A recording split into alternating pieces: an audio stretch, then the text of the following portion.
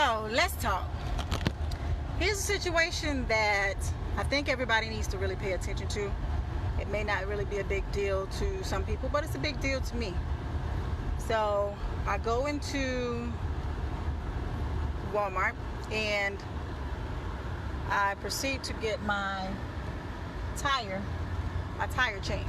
Okay, so getting my tire changed, they already gave me just an aggravating time about, pretty much everything. But come to find out, the warranty that I honestly was quoted, I was quoted 3 years. But a lot of times when people start spilling different specifications and warranty details and stuff like that to us, if we don't read the terms, we can pretty much run into anything. Okay. That being said, I got the tire done in a good amount of time. Okay, but it has to be prorated. So here's my issue.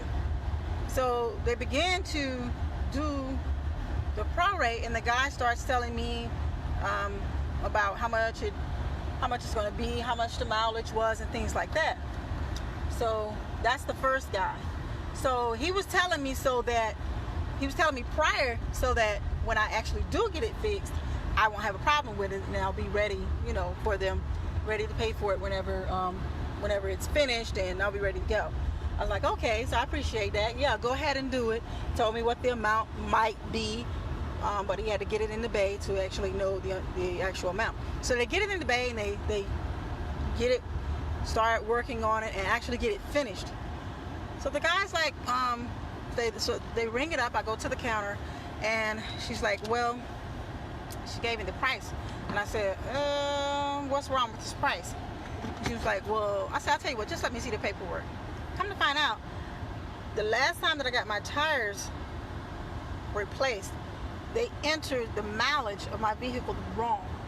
So previously it was entered in as 89,000, and then I come back and they had it entered in as 56,000. So how did my mileage go back and not forward? So he's all in his feelings because he says from the mileage it is now